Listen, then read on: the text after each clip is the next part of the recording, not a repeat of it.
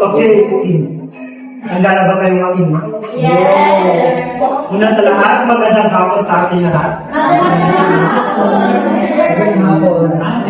So ngayon ay, noong nakaraang tagpo ay naitalakay natin ang iba't ibang uri ng akdang pampanitikan na humuhubog sa makulay na kultura at kasaysayan sa mga lalawigan sa Religion. Okay, magbabalik na tayo kung ano ba ang mga napag-aaralan na natin. So ano ang mga halimbawa ba yun ng mga akdang pampanitikan na nasa mga lalawigan ng Region 1? Yes. Okay, we have sawikain, bugto or riddles. Ano pa? Tula. O mga kantahin sa Ilocos. Halimbawa nito ay Tamuli-Tawi. Yes. Kawikain, salawikain. So, yun ang isa sa mga akdang pampanitikan na umuubog sa region ng una o Region 1. So, ngayon naman ay dadamo na tayo sa ibang mga uri ng akdang pampanitikan na humuhubog pa rin sa kultura, sa mayamang kultura sa lalawigan ng Ilocos, particular na ang Ilocos Norte at Ilocos Sur. So, ano ba ang mga akdang pampanitikan dito? Epiko at alamat. unahin natin ang epiko. Alam naman natin kung ano ang ibig sabihin ng epiko. Yes! Ano ang ibig sabihin ng epiko? Ito ay paglalakbay o storya ng isang bayani sa kwento. Ano ba? Na may katunggali. Ano ang katangian ng aktor dito? Siya ay ginayan. Meron siya. Okay. So, binayaan siya ng supernatural na katangian at lakas. No? Kadalasan ang kwento ito ay nailalarawan din kung ano ang mga kultura na maloob dito sa isang lugar at maging kanilang mga kaugalian.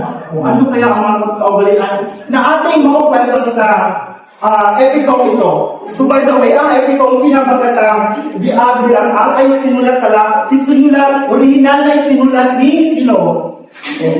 Pedro Bucani. So siya ang sa ating isi ay nabanggit ito.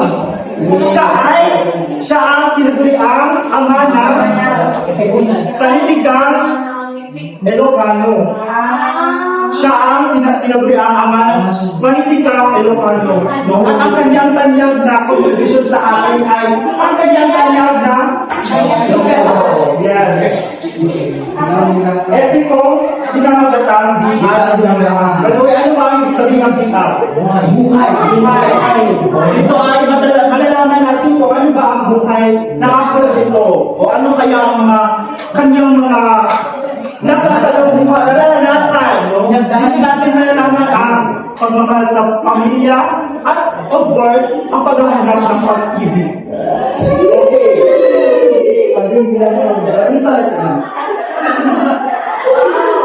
Noong unang panahon, sa labang ng buwan sa may bayan ng Ilog na Ulian sa La Union, ay may mag-asawang kilala sa pangalan ng Dulguan at Namuno.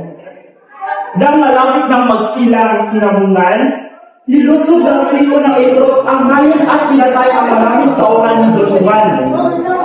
Sa labi ng galit, nilusog naman ng Dulguan ang mga gulo upang ipagiganti ang mga lamuhan niya.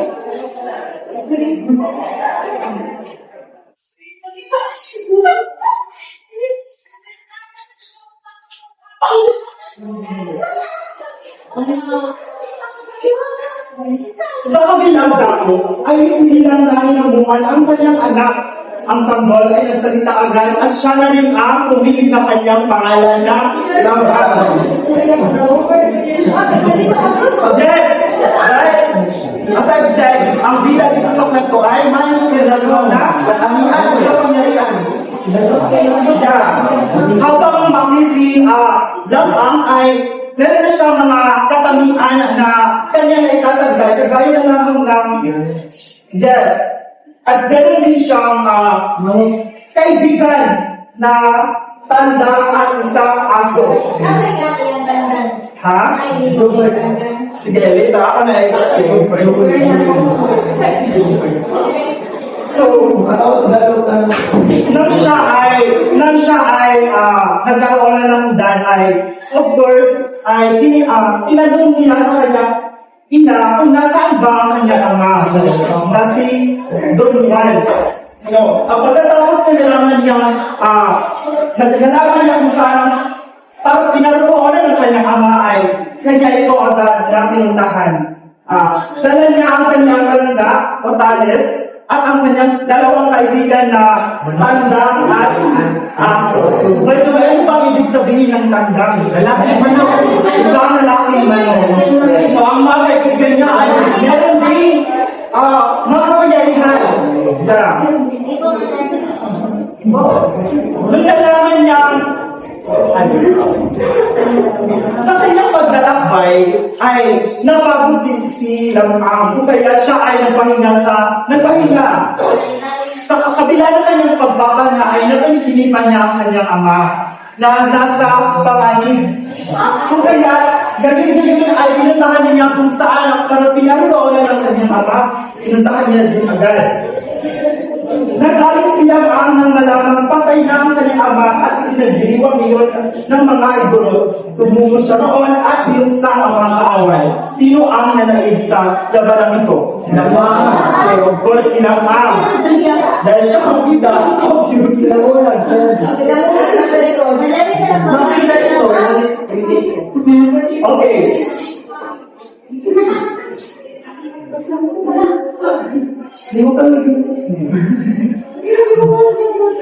Masaya umuwi sila sa kanyang ngayon.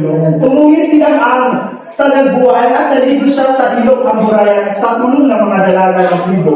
At dahil sa dumi na nanggaling sa kanya, katawan, namatay ang mga isda sa ilog Amburayan at nagsiamon ang mga igat at alimango sa pampan.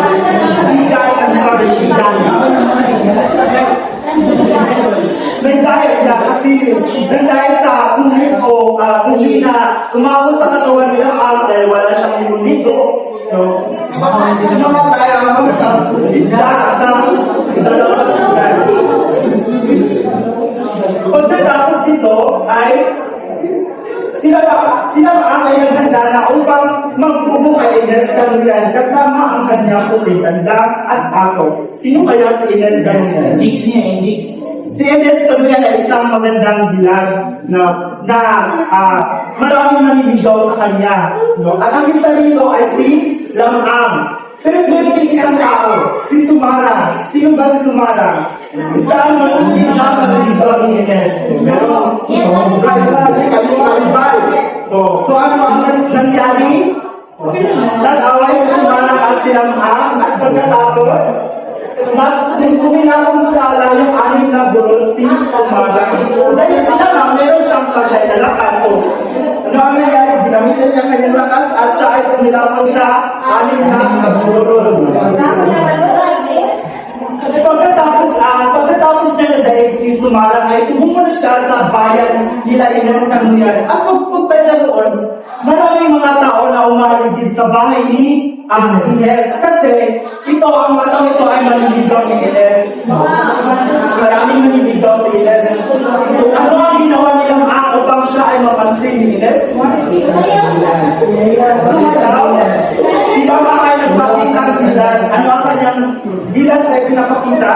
Sa buwan. So, meron isang bahay. Meron isang bahay tapos sa tulong ng kanyang salamangka at kanyang mga kaibigan ay ang bahay ay pinatumba niya pagkatapos ay pinabalik kami agad. Paglayo niyo ba? So doon namangha ang pamilya ni Ines. Kaya napansin agad si Lamang. Doon na lang doon na sila. Magdagplano na sila para sa kasal. Pero bago ang lahat, napagkasundoan ng pamilya ni Ines na siya ay kakasal ni Ines kung mamamatay lamang ang kayamanan nila Ines. Ano ang ginawa ni Lamang? ba ay Ay, nagbaga. nato siya? Siguro ito ang kaugalian nila. Dapat mas malamang talaga ang lalaki. So, tinawag ito ng nilang ang kaya umuwi silang ang at so, dapat nagpaalam silang ang at nang bumalik siya, sakay siya ng isang matang ng ito dalampas sa kayamanan ng mga magulang ni Ines. So, ano ang nangyari? Sila ay kasal. Sa grande kasal. So, ganito ang kanilang siguro dahil meron siyang mapagdaihan. So, ito ay ginamit niya upang makakagman ng mga pinto Nagwindro sa asa. na pinto sa asin. Oh, meron din naman silang kaugalian. Paminaw. Sa kailokuhan ay may isang kaugalian na ang lalaki ay kailangan sumisid sa ilog pagkatapos ng kasal. Dapat ang lalaki ay sumisid siya sa ilog upang humuli ng lalang o isda. So ito ay kaugalian nila. Ngayon, nangamba sila maandal, baka siya ay makain ng kinakakan o pating. So ano ang nangyari? Siya ba talaga ay nakain ng pating? Sure? Kain siya, nagkatotoo. Ganyan na lamang ang kalungkutan ni Ines sa kamatayan ng asawa. Yan, nakain si Lamang. So ano ba ang nangyayari? Mabubuhay ba ulit si Lamang?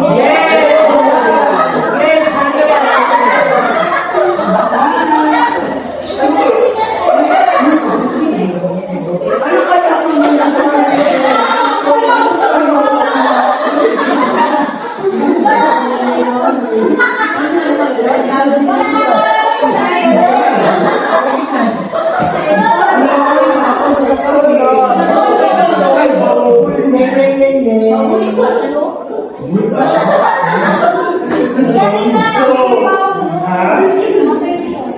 Namatay ko siya, tinakaon. namatay talaga si Lamang na siya ay nakain ng Pati. Kain ng pati.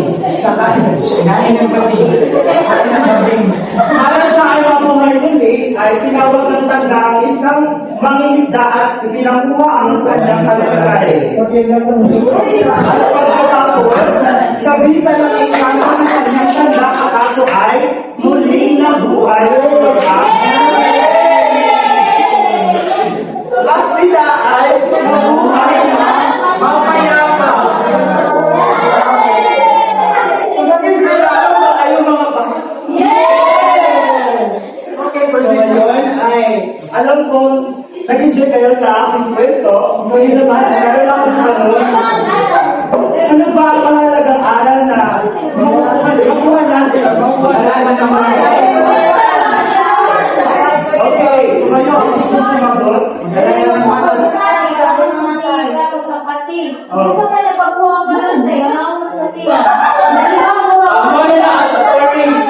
Ang story kasi is, nakasama nila sila, nakabuhay na.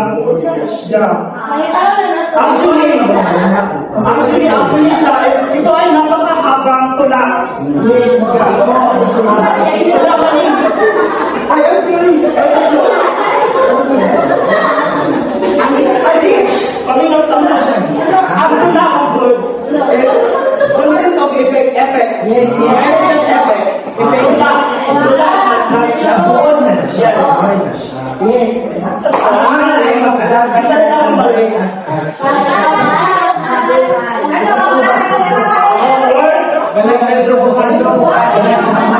Okay. Ano ang mga aral na makuha natin sa kanila? Okay. Do not answer for us. Dapat tayong mag-alaga ng manok. Sige.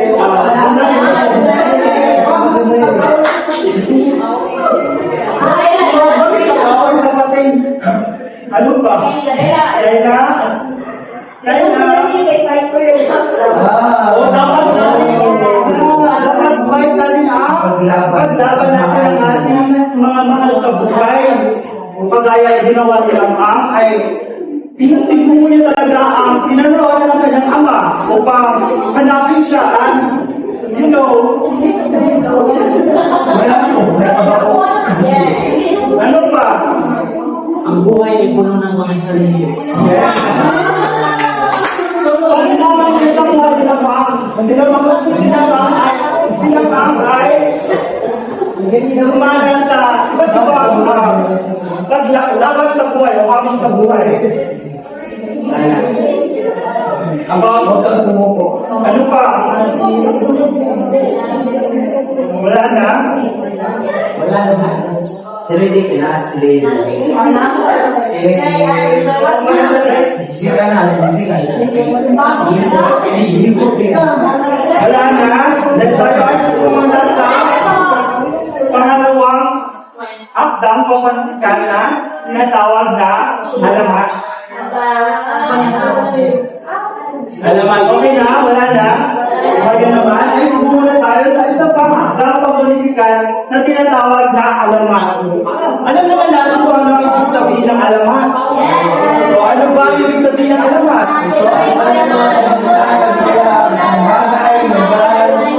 Ang mga pangyayari. Okay, very good. So, ang alamat, dito natin malalaman kung ano ba ang pinagmula ng mga bagay-bagay. At ang kwentong ito ay tungkol sa isang lawa kung paano ito umusbog. Kasi ito, ang alamat na ito ay tinatawag na alamat ng lawa ng kaway. Kaway.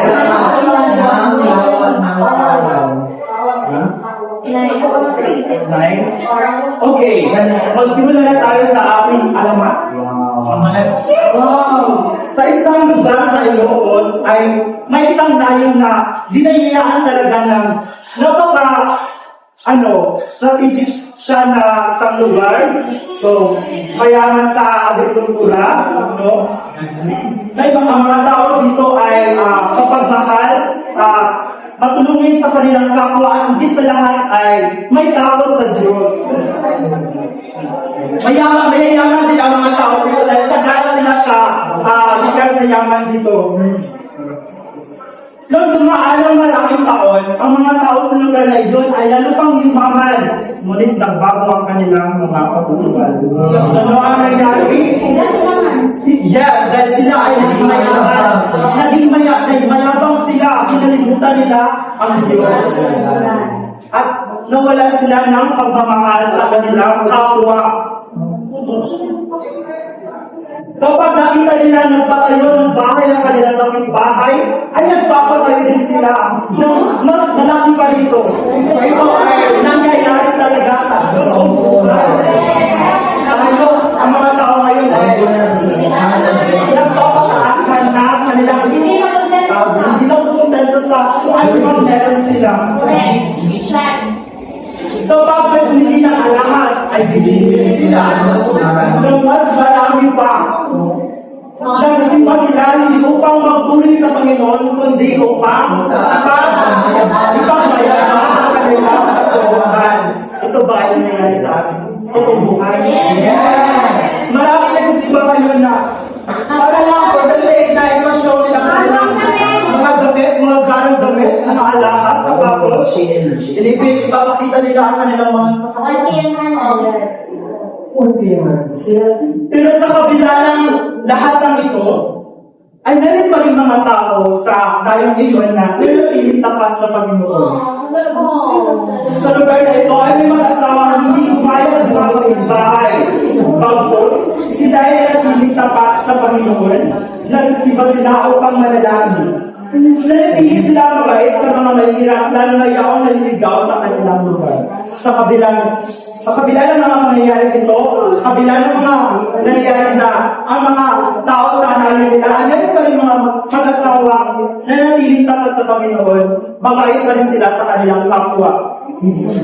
Isang gabi, nagpapaniginipan ng mag-asawa na mapapalasahan ang kanilang lugar dahil sa labis na mga kasamaang ginawa ng mga tao. Narinig nila sa kanilang panaginip ang isang tinig na nagtuturo sa kanila na lumikas sila sa mundo o na nasa likod ng kanilang simbahan dahil merong magagandang view. So, ano ang ginawa ng mag-asawa?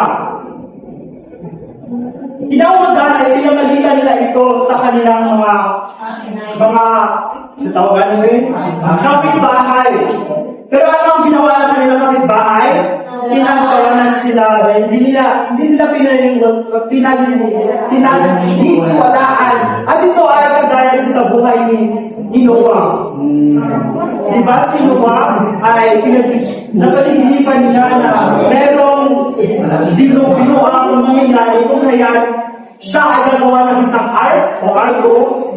Pero ang ginawa niya ay pinagsabi niya ito sa kanyang mga kapitbahay, ginawa niya sila. At kagaya nito sa storya dito, sa alamat na ito.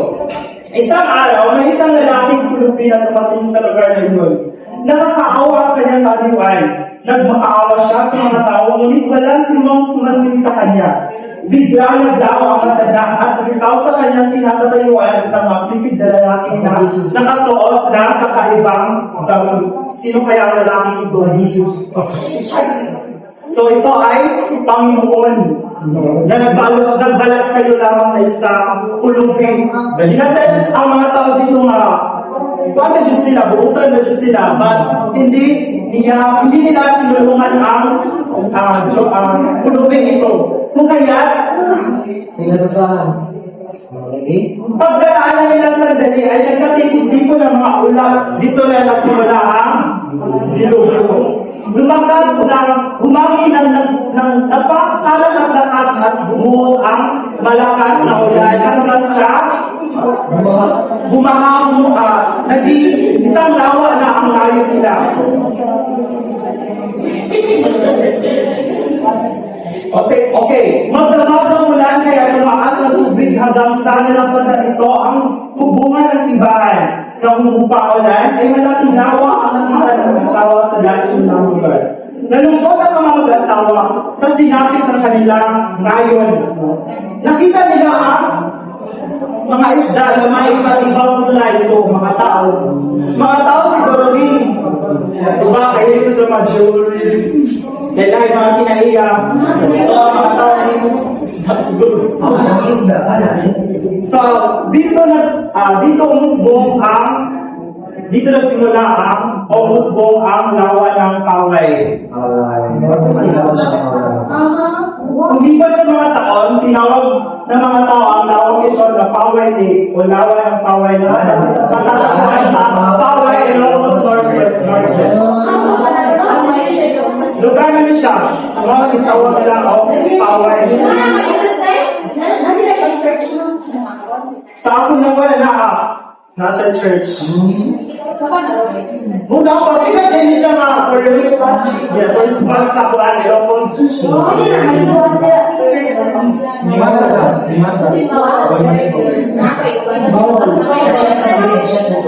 Sige, check. Nag-enjoy naman ba kayo sa akin? Okay. Ngayon naman ay magtatanungan ako kung ano ba ang aral na maaari natin makuha sa kwentong ito. Dapat tayo magpagkumbaba. Dahil kahit ano man ang start natin sa buhay ngayon, mamamatay tayo. Yes! Ano pa? Dapat tayo makontento kung ano meron tayo. Dahil ano ba ang magiging epekto kung tayo ay hindi na kontento sa isang bago. Madami. Minsan na ang mga tao ay nakagagawa ng kasamaan, sila ay magnanakaw. No? Dahil sa gusto nila magkaroon na ganito, magnakaw na lang sila o di kaya umutang. Umutang tayo sa mga pwede. Para tayo ay magkaroon ng iPhone, kanya tayo rin ang magdusa. Dahil may monthly payment. Hoy! Oh my gosh! Ano pa ang mga aral na ating makukuha sa kanya? Hindi tayo. Yes, dapat hindi tayo musga sa ating kapwa. Ano pa? Dapat tayo magbigay sa ating kapwa. Tulungan natin ang ating kapwa. Mahalin natin ang ating kapwa. Ito ay mabalik kita. At higit sa lahat, huwag natin kalimutan ang Diyos na gumagabay sa atin. Correct. Because God is always more hard to guide everything. Very good. Sakto si Jessica. Wala na ba kayong tanong? Wala na po. Baka si Kuya Francis. Ito ay inano ko sa Excel, merong hard papel. ChatGPT Premium. Meron ka premium ka. Kaya meron yung ChatGPT Premium. Ako yung pag-jawab, 95 pesos. per month.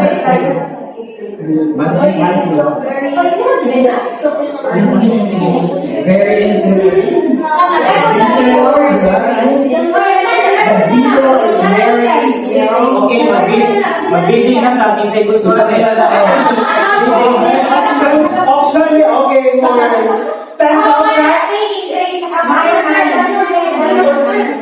Ito ay salamat sa pag-ibig. Ang pera aking. Yes, sir.